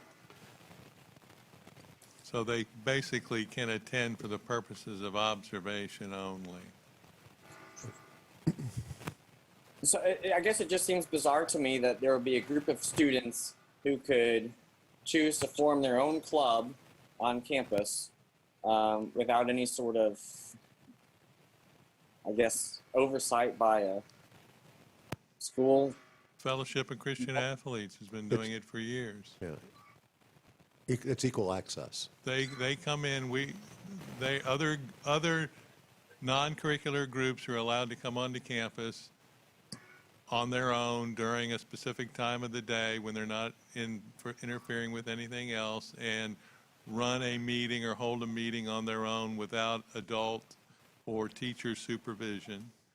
And as long as they do that, then what started some of this was the fact that these things under 3B what their availability entitled to, the use of club announcements on the marquee, flyers and posters, public address system, web page, those kinds of things we have to provide for all non-curricular clubs. Okay, so okay, that's fine. Going back to my question on the sponsorship, though, I guess I'm still struggling with this line that that the sponsor gets assigned. It seems like there should be a sign from the interested people who want to lead a club. So I guess if I'm randomly a high school teacher on a campus and the principal comes to me and says, "Hey, you know what? We really need a sponsor. I can't find one for this club. You're going to do it. I'm assigning you to do it." And so now, therefore, you're gonna have this obligation every, I don't know, month after school, and these other events that this club's going to do. And by the way, we run out of stipends, so you're not going to get paid for that work either. That can happen under this policy, right? Clubs will be assigned an employee sponsor. The ability to do that, I would assume, would be governed in some degree by the collective bargaining agreement. So the collective and I don't bargaining. know exactly what it says about club sponsors, but I do know there was a discussion on several different occasions over the years of the stipend situation.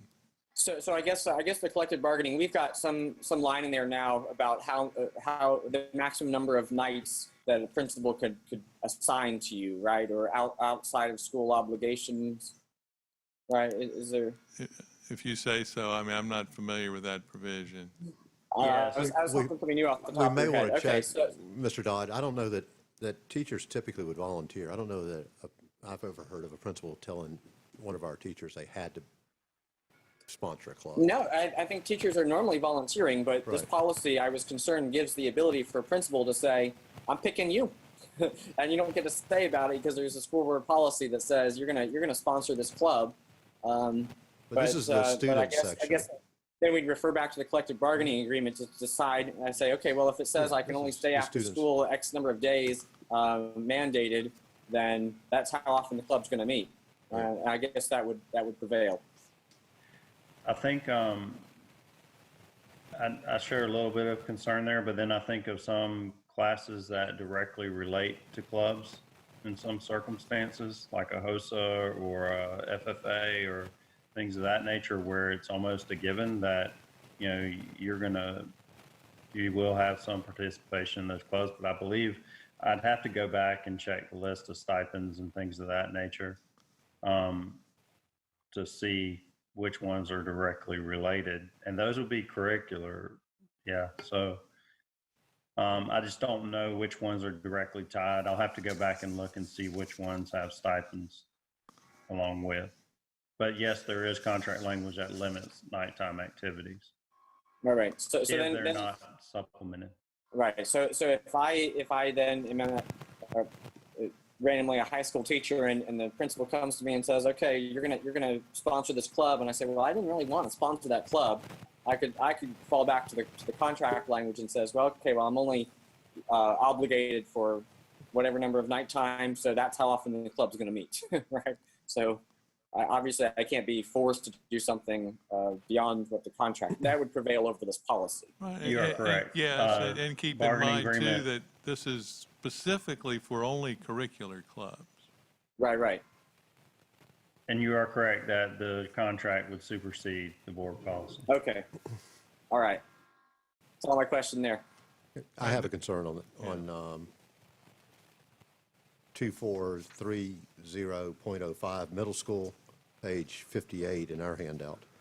And our previous policy was very specific about parents approving their kids to go to schools or belong to clubs, and I see none of that language in this policy. Actually, I don't think this is the policy. I mean, I read it over the weekend, and you know, this one was litigated quite a bit.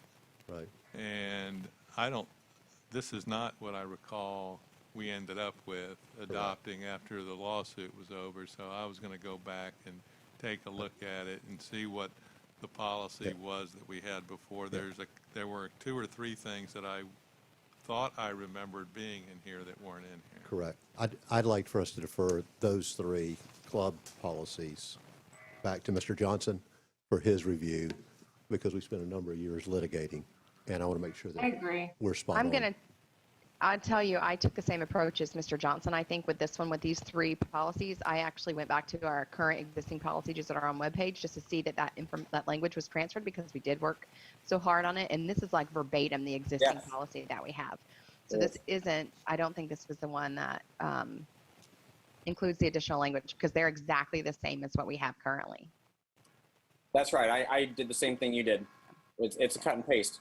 Yeah. But I'm sorry. I had trouble understanding Bill's first comment about the parent consent. My audio might not have been loud enough. What did you say about the parent? We had parental consent. Well, yeah, that's in here. That's where is it? Maybe I missed it. Sorry, Mark. Maybe I missed it then. No, it's okay. Where is it? It's for middle school, right? Yeah, middle school. But on E, go to bullet point E. All student clubs and organizations shall obtain a I consent. 1000% missed that. Okay. I'm sucking back all my oxygen. We can move on. Well, that's good. So Oh, want? Thank you. So tell me what's happening with this one. Is this one staying? Are these staying? or Mr. being Johnson's reviewed? still going to review it. They're staying. I'm fairly certain that the high school and the elementary school are exactly what we wanted to have in there as a policy. I need to take a look at the middle school and go back and look to see when we came back and revised it after the lawsuit was over, that we have everything in here that we intended to have. It just seems to me when I read it that something's missing, but I read over these policies about 1,000 times, so could be just old age. Okay. Okay, next. So, Oh, go ahead, Mark. I was going to say the next one I originally had on my list was driver education, but the new language that you sent answers that question, so I can cross that one off my list. At page 54, which is just the volunteer policy, and it's super short. My only question was, is this where we put in about fingerprints, or is that a different policy? I think it says, so because I thought about that too, like how was it approved? And it's the second to the last line that I think covers that. And it's really just the procedures for how we do that. It says, the superintendent shall establish procedures for the approval of any activity involving community volunteers, and all volunteers are subject to a background pursuant to district procedures. Probably should say a background check, shouldn't it? So it does talk about that? Yeah, it probably should be background check. Yeah, I think so too. I think we missed a word. Everybody's got a background. Yeah. Yeah. They're all subject to one, aren't they? That's right. They all have a background. All right, anyone in the 50s? 60s? I have a 63. Mark? Are y'all talking So pages now or I don't policy? have the page number. I'm looking for the page number to see where I am. It's policy 2521, but yours might be before that. Okay. Are you wanting 2431 interscholastic athletics? Yeah, my only question in the interscholastic athletes is there's a line in there that says there's no absences for students to do interscholastic athletics. And don't we allow that? I think, the line that I think you might be looking at is that it says no student shall be excused from a class or supervised study for an extended period of time to participate in interscholastic athletics. So we Okay, do yeah. allow, kids do leave early to go to a game, but that's not an extent, it's not like a week-long Oh, okay. piece. Okay. So But that's what the, about basketball playoffs? That's not extended. or districts, when they go to districts, and they have to Those travel. are after school. But they would have to spend the night sometimes. I don't think that's extended. And keep in mind, yeah, it's definitely not missing the school day unless they extend to the next day. But with middle school, they don't play every school in the region. So like Eustis doesn't play, good grief, Why can't I think of one of our middle schools, Windy Hill? You know what I'm saying? So they don't play each other unless they do it in the district playoff final at the end, and then it's an evening or an afternoon game where they would leave early that afternoon. They don't play like a tournament, so to speak. In my experience, could be way wrong. I just wanted to make sure we weren't going against our own procedures. Right. If that's I don't know of any athletic activities that we're competing in that would exceed what we would consider a long-term issue. Okay. Page Let's move on. 67, page 67, whoever's got that, 2431.03, fourth line down the middle, it says athlete activity. I think that's supposed to be athletic activity.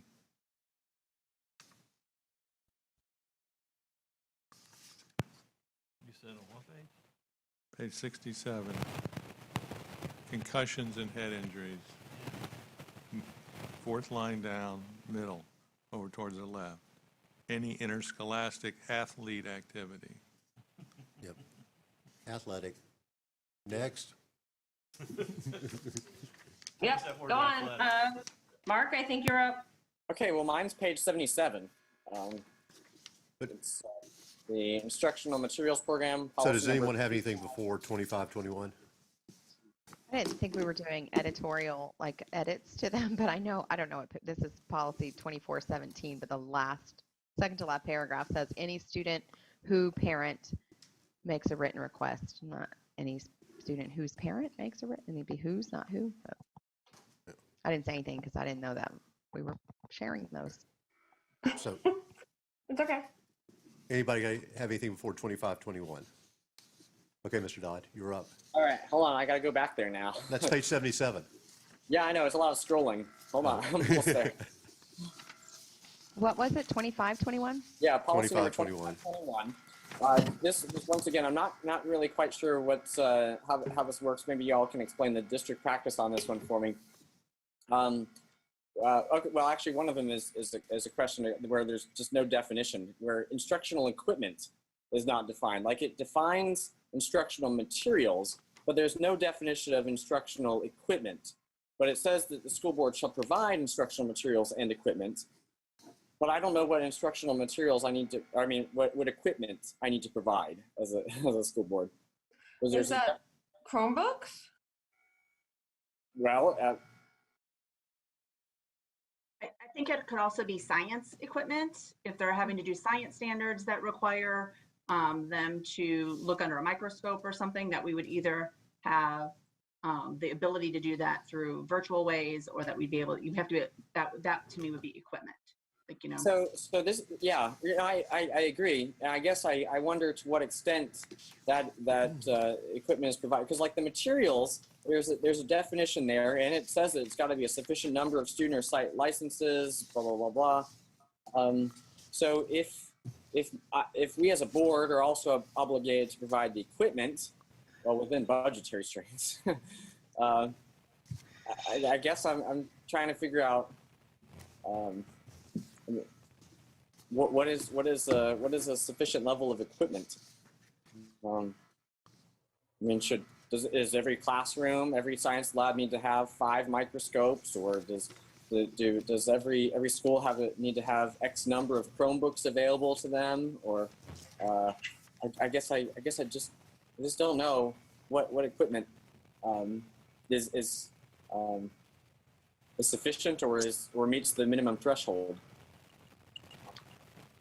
I don't know that the policy defines that either, or that we could define that within that, because of the budgetary constraints sentence in there too. So we do get instructional materials dollars every year to upgrade and provide science teachers more equipment as well, based on each school's needs. So as things break or wear out, they have that option, as well as you guys have made it a priority. And I think that the foundation has supported our science teachers too in that. So that's a plug for the foundation. But I think that we use those instructional material dollars for science each year to update and do based on the needs of that school's usage.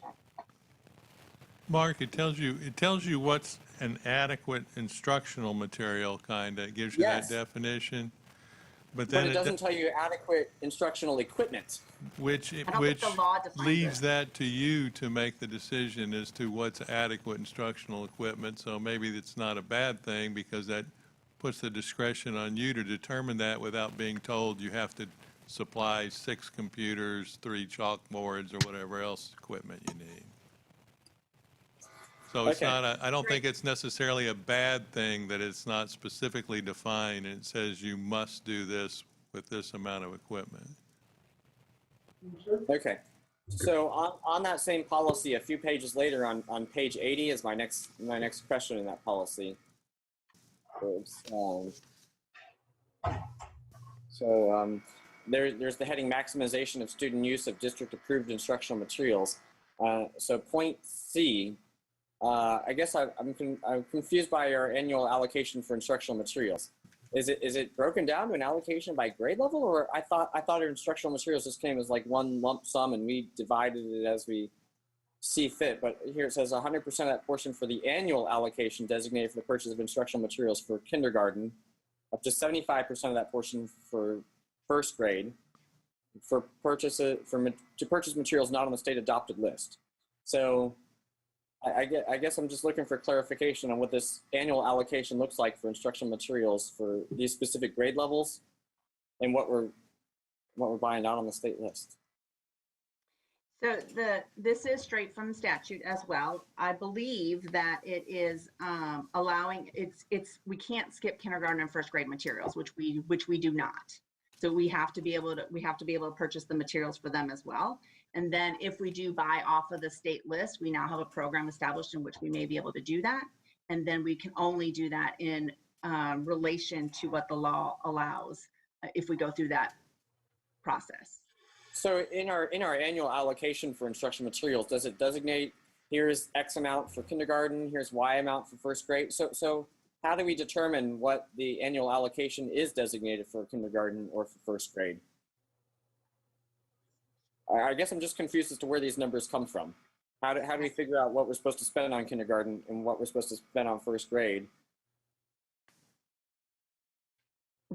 I think we're using their portion of the allocation because we don't cut them short. We buy their materials, right? So if we're allocating it for student use and the allocation will be per student use, if we can't cut kindergarten and first grade out of the equation. Is the way I read that, which I could be totally wrong. I would ask Mr. Johnson if he has anything to add. But these are for materials not on the state list. So for instance, that year that we only did science and we skipped K through 2, we didn't buy them any from the new adoption, but we did provide them the materials from the old adoption. But that year we didn't buy any kindergarten materials. We didn't buy any first grade materials. So I'm confused as to, was there an annual allocation designated for kindergarten or for first grade? No, our allocation comes in a lump sum. So if it comes in a lump sum, then is it our obligation to divide it up to figure out how much of that lump sum is obligated to kindergarten or for first grade? I'm just really confused as to where this 175% come from, but then we could say, well, we're not going to buy you any science materials this year for kindergarten or for first grade. I don't understand it. Mark, which page are you on again? So I'm on page 80 yeah. And I just wanted to see this 100% you're asking. About midway through the page, bullet point C. Okay, thank you. So I guess I'm confused as to how this annual allocation breaks down. If it's not broken down by grade level to us, and it's just given us one lump sum, then how do we decide what goes to kindergarten, what goes to first grade, or and how we get by those that year that we didn't buy anything for kindergarten or first grade because we said we don't have enough in the textbook allocations to buy them science books. I'm sorry, I didn't mean to interrupt. That year we were still within the is another part of the policy. You have the 3 years within adoption to purchase materials. So the old materials were still current in within that time frame. So I think we were perfectly within statute to do that. I think what we could not do is not ever use any of the allocation to purchase their materials. But that year we didn't give them any of the annual allocation for kindergarten. So I guess my question is, what is the annual allocation? Because that year we could say that we're going to spend nothing because we've got the old one, right? Or It does say up to, which could be 0. we just can't spend more than all. Of course, you can't spend more than 100%. But yeah, I think that's why they use the phrase up to.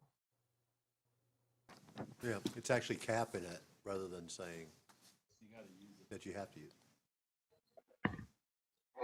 So you can buy your kindergarten and first grade materials off of the state adopted list. Right. You don't have to pick something state adopted for K-1? If you read further on in there, it talks about to purchase materials not on the state adopted Right. list. Oh, okay.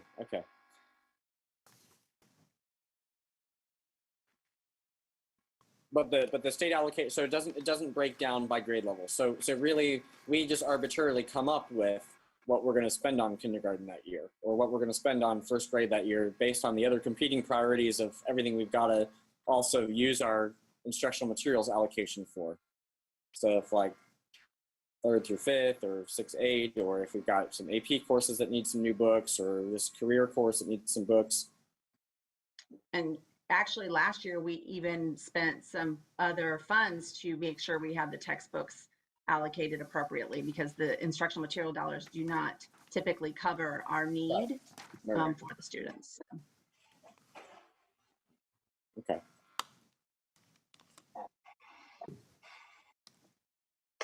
Next. That's all my questions on the written policies. Anyone else? Anyone else? I'm out. Stephanie? I'm out. It's wait. funny. Go. Yep. Sorry. Did we do page 63? I think we did. Yep. Who's doing the special programs by community volunteers? Whose is that one? I think that was me. I was just asking if. No, not you. Who was reviewing them, the staff? Oh, got you. It needs a word added, huh? It's 2430.01. Special programs by community volunteers. The last sentence needs another word.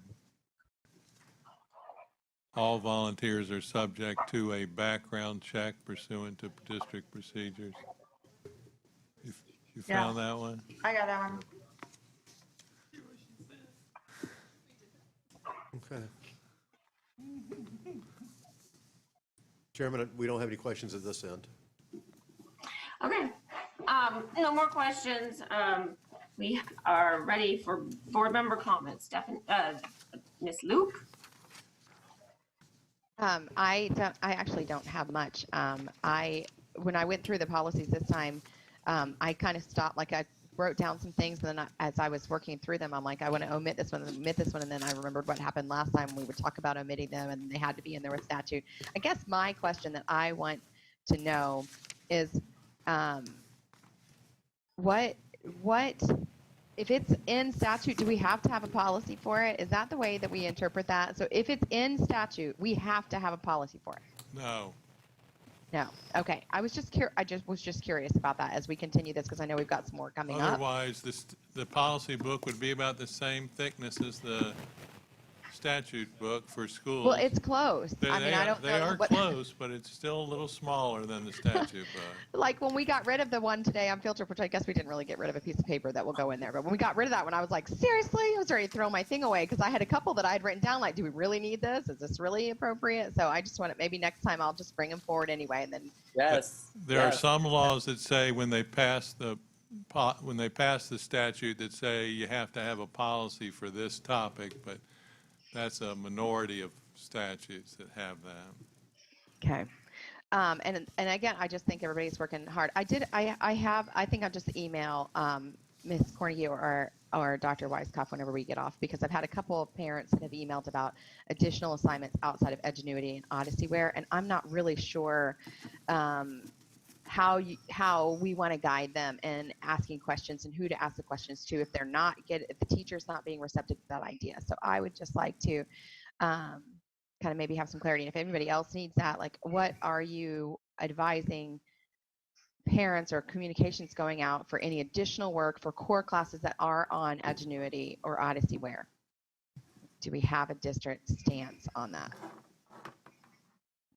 Ms. Well, I've received a couple of emails from them, and I've typically asked the parent if they've been in touch with the principal yet of their school, and most commonly the answer is no, I haven't reached out to the principal. And I said, okay, well, let's get them involved. And so far, they've been able to resolve all the issues that come my way.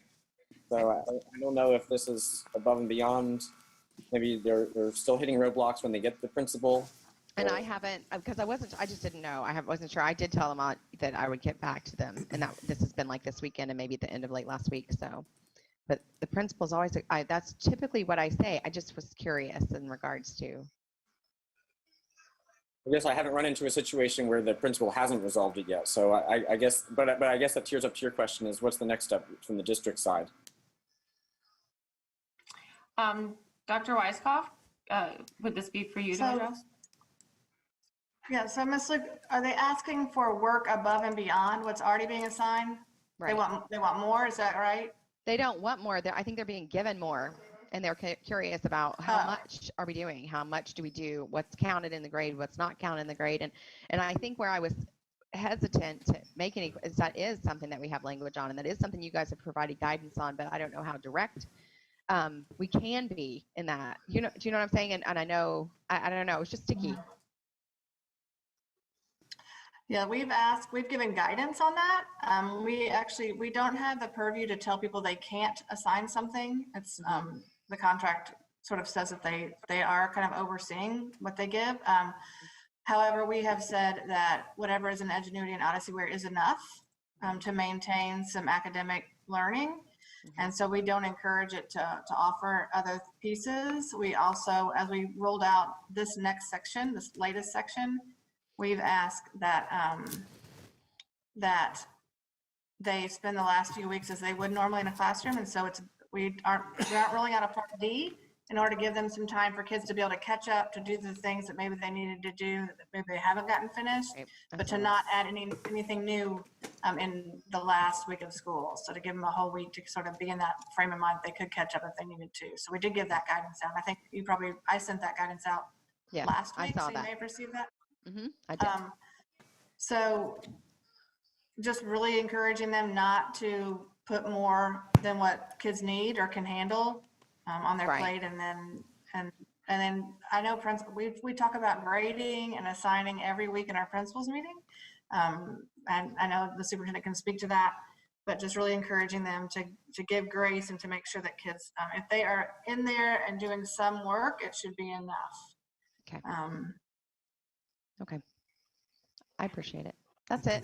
Thank you. Thank you. Thank you for the question. It was a good question. I've had the same questions. Mr. Dodd.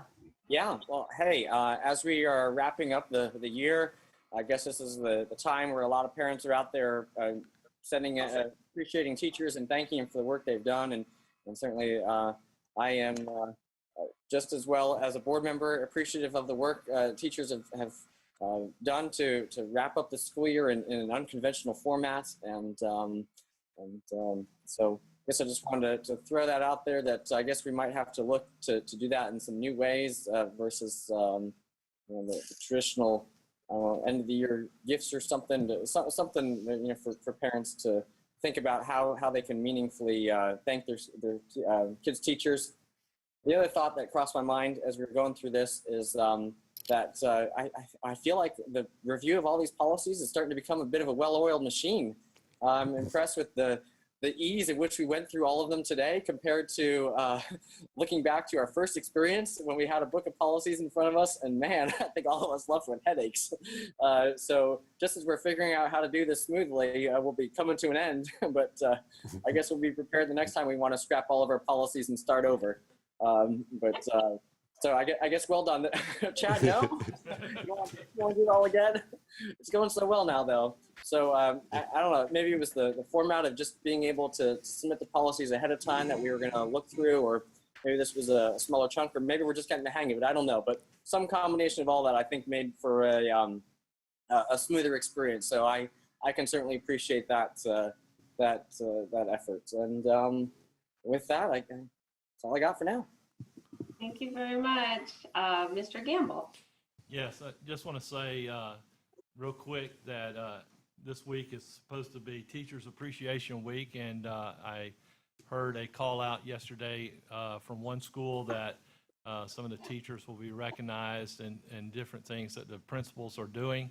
And some may be doing it all throughout the county, but we do want to recognize our teachers and appreciate the hard work that they are doing and continue to do in our schools in Lake County, as well as also all of our other staff that are some are going back to work today that are considered to be essential to be there, and that they're taking care of the needs that we need to have done there to get the schools ready for this next coming year. Also, and last thing is, Mother's Day is going to be around the corner here, and I just want to wish all our mothers of all of our teachers and families of Lake County a happy Mother's Day. Thank you. Thank you, Mr. Gamble. Mr. Matthias. Just a couple of really quick ones, and it really came from y'all's comments because I didn't have anything because I've been sequestered, and so when you're at home, you don't get a chance to really experience the world very much. But particularly as we recognize our teachers, Teacher Appreciation Week, this is an opportunity for our kids to really then step up and appreciate their moms and dads who now are those teachers. And I think that from every parent, teacher that I've heard from, they cannot wait for school to reopen normally, where their kids are then going back to public school for both the socialization and some relief and a brand new appreciation of the hard work our teachers do. That's it. Oh, so it's my, I also wanted to express my sincere thank you to all of our teachers that are working so hard to do this virtually, and our parents that are working also really hard to do this virtually. I did want to compliment the district also for this round of the board policies. I thought y'all did a really good job. Like, we finally figured out how to break this up into chunks so that, and also like I have a couple editorial like typo things and I'll send them into probably Natalie, but I just thought it was really well written and looked through very well. So thank you for that. That made it much easier. And it was a nice chunk to finish, but not like overwhelming. So thank you for that. And thank you to all of our teachers and our parents and our support staff and everyone who is starting in, any work capacity for us. Our goal is for you to be safe and for our children to be safe and for our community to be safe. And so the superintendent has comments now. Yeah, so I too would just want to say Happy Teacher Appreciation Week, and I want to thank Addition Financial. They've been a good partner for us, and they have every day we will be giving out one of our teachers, a lucky teacher, will be delivered to their home a very nice gift basket on behalf of Addition Financial. And we had a way to randomly, through Human Resources, go through and select 5 teachers. So each day, someone will get a knock on the door with a great basket from Addition Financial. And we just want to say thank you to them. So as you all said, we are on a roll with our policies. So next Monday, Mr. Ward is up with his 6,000s. And so he will begin his presentation of those policies. This is next Monday, May 11th at 4:30. This will be before our regular meeting that begins at 6 p.m. And so you already have those policies. And so I know that now that we're done with the 2000s, you'll be busily spending the next couple of days looking through the 6000s. And if you are able to send those policies that you have specific questions about, like you did this past time, if you'll email those to me, we will be better prepared, have those pulled and ready to discuss. And then we will conclude, hopefully, as on the following week, which will be May the 18th, we'll have another workshop at 9:30, and we're going to do the 7,000s, 8,000s, and 9,000s. Those are small sections, and there's a few in the 9,000 that are just kind of random leftover policies that we'll be cleaning up in that workshop.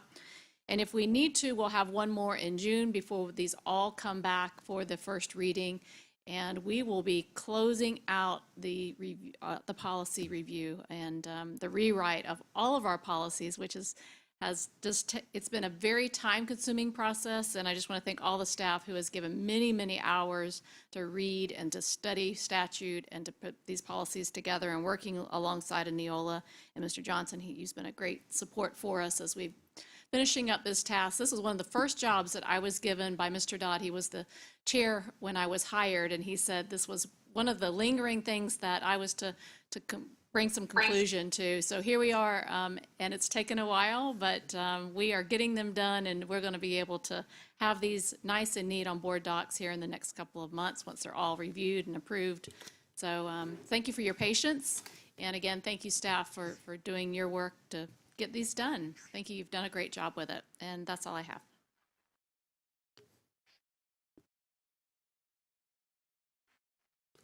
You're on mute, Chairman. You're muted. Sorry, my husband came in to get some food. On my couch. Anyway, Mr. Johnson's up. I don't have anything other than 2 or 3 of y'all need to get something a little less Department of Corrections for your background before the next meeting, Chad. And Mark.